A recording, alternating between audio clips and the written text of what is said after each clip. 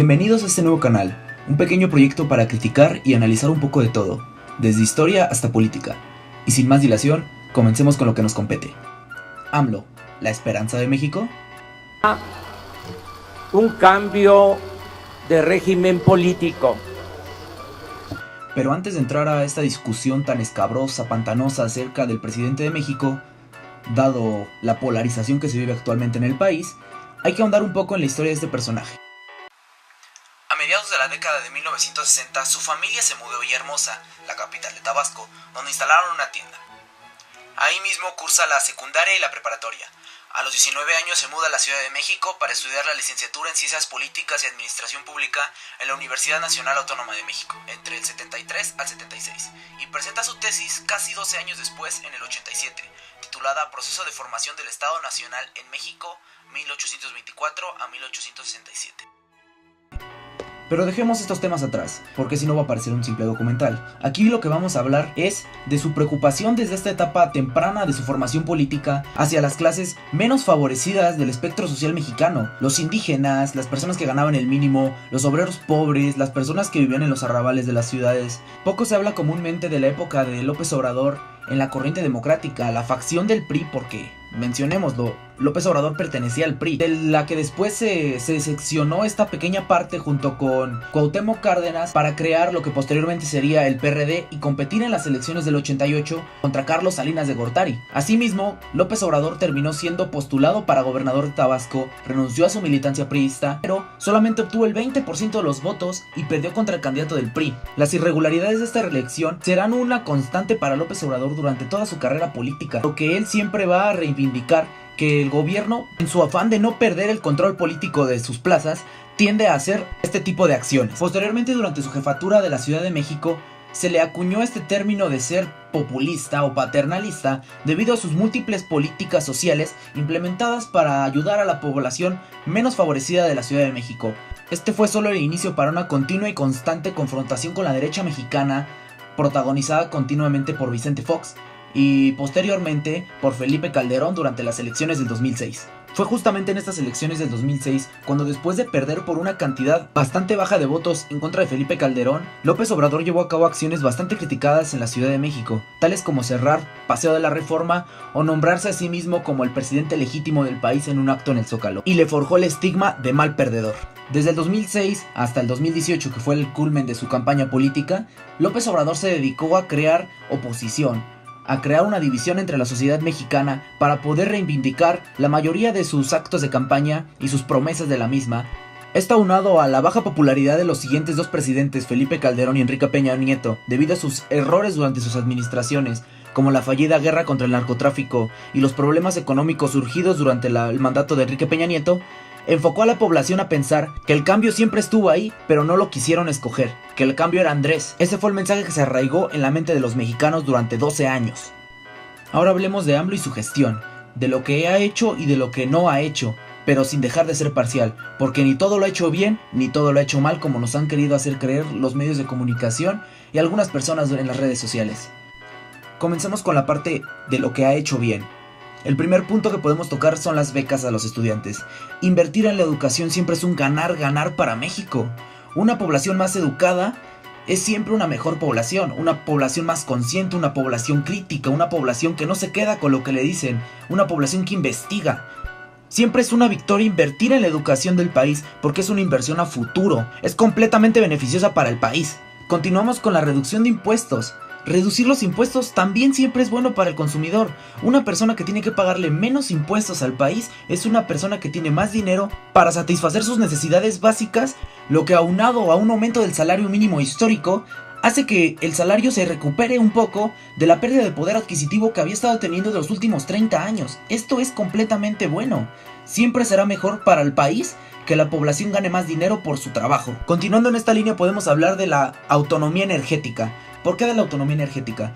Porque México no va a estar supeditado a caprichos de otros países para no tener un corte en su energía, como vendría siendo la gasolina, el gas o la electricidad, y de esta forma podemos obtener recursos de una manera más barata, más en un país que depende tanto de la gasolina. Somos el cuarto consumidor mundial de gasolina. Una interrupción en este servicio es catastrófico para el país.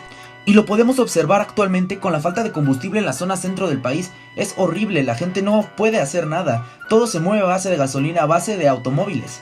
Así que buscar que México sea capaz de producir al menos una amplia cantidad de combustible es siempre bueno. México tiene que ser capaz de poder suplirse sus propias necesidades básicas en materia energética. Y para cerrar esta parte de las cosas buenas que ha hecho la administración, un pequeño resumen, porque obviamente no es todo. Podemos terminar con el Tren Maya y con los estímulos a la frontera. ¿Por qué estos dos? Porque aparte de ser buenos, tiene una parte mala. El Tren Maya, si bien es un gran proyecto para incentivar y en parte descentralizar el turismo de la zona de Yucatán y distribuirlo a lo largo de toda la zona sur del país, también, si es mal planteado, puede traer enormes riesgos ecológicos en la zona de la selva lacandona, el pulmón de México, una de las pocas zonas de selva casi virgen que existen en América. No se debe buscar esto más que nada porque además el gobierno dijo que canceló el aeropuerto por razones ecológicas en la zona del Valle de México. Además, yo siempre he sostenido la idea de que México debe de dejar de usar tanto combustible en forma de gasolinas para transportar los productos. La mayoría de los productos del país se transportan a través de trailers, cuando sería mucho más eficiente utilizar una infraestructura a base de trenes para el mismo, así como se puede considerar una estructura o una infraestructura a base de trenes para el transporte de combustible, que es lo que está haciendo actualmente Exxon para poder hacer la importación del combustible desde Texas. Ahora hablemos de los estímulos a la frontera. Bastante bueno, bastante bien que existe esta zona libre en el norte del país. Pero ¿qué va a ocurrir?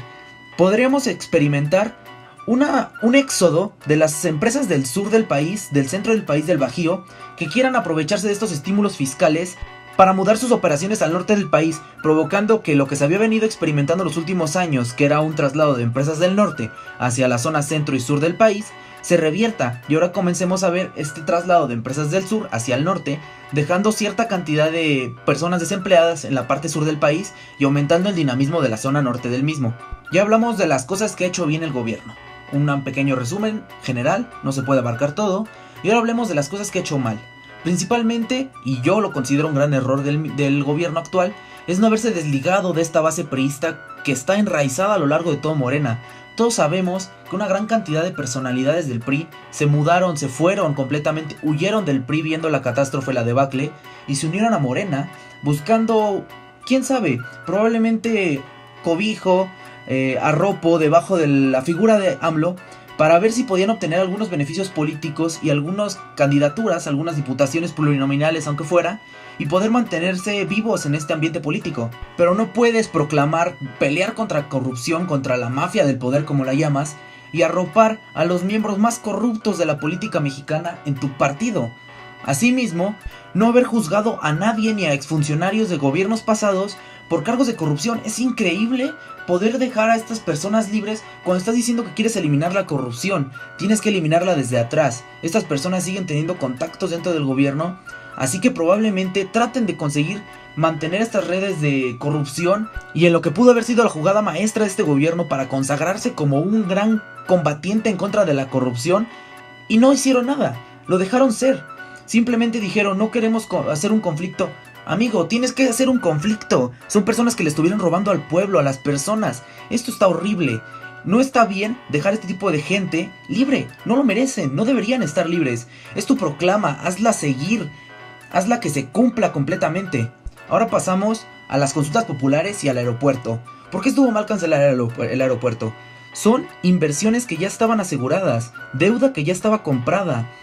Estás cancelando un proyecto que ya tiene un avance del 30%, sí, estuvo mal planteado desde el principio. Se tiene que buscar la descentralización de la Ciudad de México, es la única forma de resolver ese cuello de botella que se genera en el centro del país, porque la zona está completamente saturada. Pero si ya tienes un proyecto hecho, analizado, planteado, con inversión ya asegurada, con un 30% de avance en la obra, no la cancelas para decir ahorramos tanto, nos ahorramos tanta cantidad de dinero. Sí, pero cancelaste un proyecto gigante, enorme, que iba a darle a México una capacidad logística gigantesca para crear un aeropuerto más barato, porque es una basura hacer un aeropuerto más lejos de la Ciudad de México, que es lo que tratas de reemplazar con el anterior aeropuerto, y teniendo pérdidas y afectando a la confianza de los mercados internacionales en México. ¿Cómo afecta esta confianza? Los mercados internacionales se mueven en base a la seguridad, a la incertidumbre. Un mercado con incertidumbre no es un mercado en el que se puede invertir, y se reflejó en la caída de la valoración del peso respecto al dólar después de la consulta popular en la cual se cancelaba. Ninguna persona que quiere invertir en México lo va a hacer si el gobierno en cualquier momento te cancela tu proyecto que estás haciendo porque consideran que está mal, que no está correcto, y más en base a una consulta a personas que no están preparadas para elegir este tipo de cosas. Está correcto una consulta popular y referéndum. ¿Por qué? Porque le da al pueblo una participación más directa en la vida democrática del país, pero no está correcta la participación en proyectos en la cual las personas no son conscientes del impacto tan grande que puede tener un proyecto de infraestructura en la economía del país. Y ahora, para cerrar, respondamos la pregunta, la interrogante con la que abrimos este video.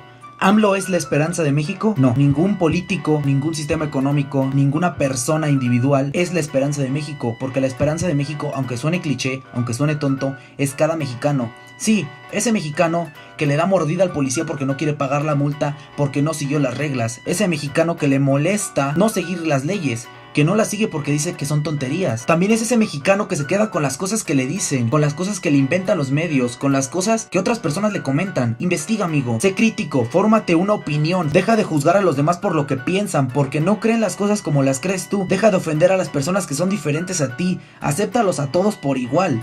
Toma en cuenta que si tus argumentos no son buenos, tienes que entonces o cambiarlos o darte cuenta que lo que estás diciendo es incorrecto. Investiga, edúcate más. Esto es lo que necesita México, una sociedad educada, una sociedad que investiga más que nada, una sociedad que está preocupada por el país, que está preocupada por el cambio y que está comprometida con el cambio.